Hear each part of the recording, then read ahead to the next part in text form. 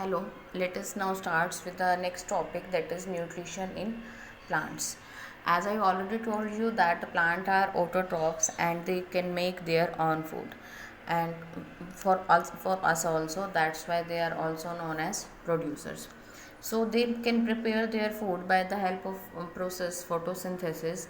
Photo means light and synthesis means to prepare. So actually photosynthesis is the process in which the plants prepare their food with the help of water and carbon dioxide in the presence of sunlight, which is actually trapped by the chloroplast.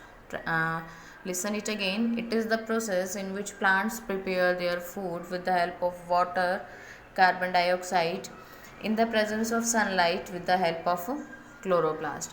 So plants can prepare their own food, and they need some raw materials. What are the raw materials for photosynthesis? Water and carbon dioxide. And behalf of the behind this, they use another materials, chloroplast and sunlight, which is very necessary for the photosynthesis process. So let us now understand how plants take this water and carbon dioxide. Actually we can give water on plants in the roots. So through the roots, the water travels from roots to the upper parts of plant, like up to leaves, with the help of xylem vessels. You already had learnt about xylem vessel in class 9th. Xylem, these are the vessels which helps in the transportation of water. So root can help in the transportation of water uh, from lower part to the upper part of the plant. After that, carbon dioxide is present in the environment. It enters into the plants through the leaves with the help of stomata. These are the stomata you can see here. So stomata, actually this is a pore, this one, the central pore, it is the stomata, and it is guarded by two guard cells.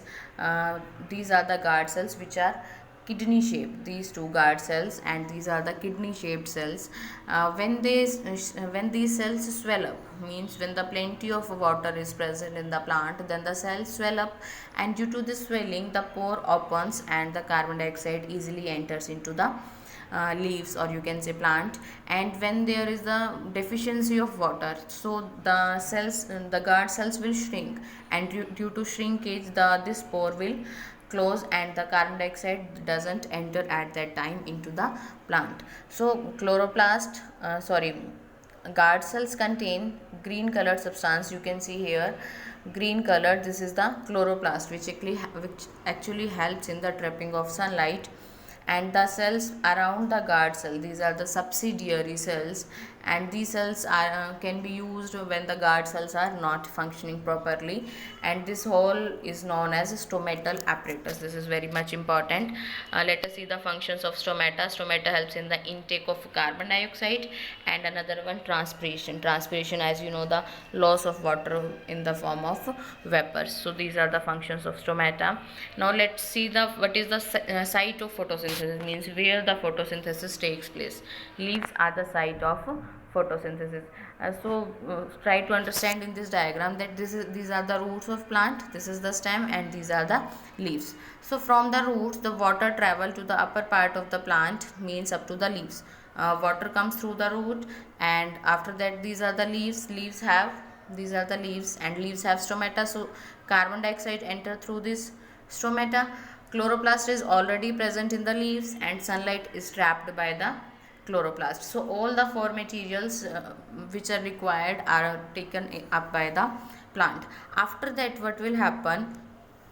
Carbon dioxide and water react with one another and form glucose. Glucose is the food material which is formed by the plant.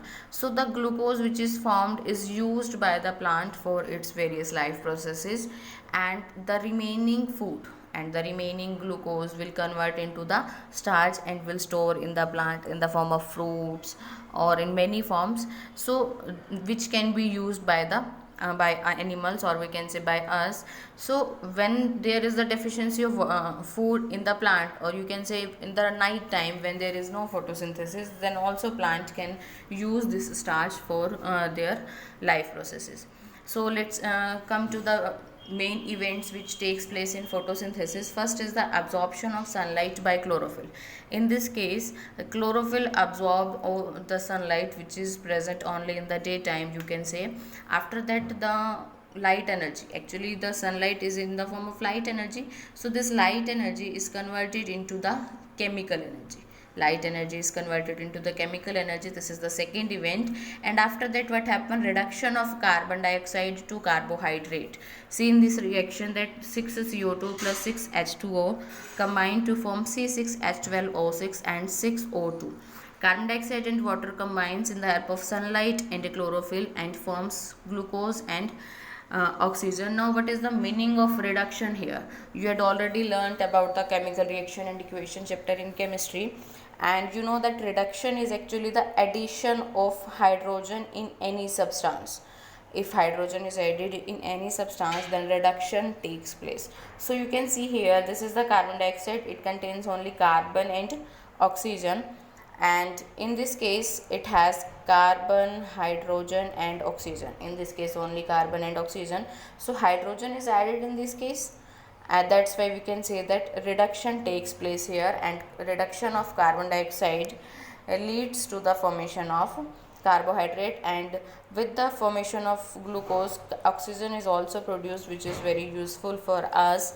And we can say that more photosynthesis is done by the plant, more oxygen is evolved, and easy will be our life. So in the next part we will study about the nutrition in plants. Thank you.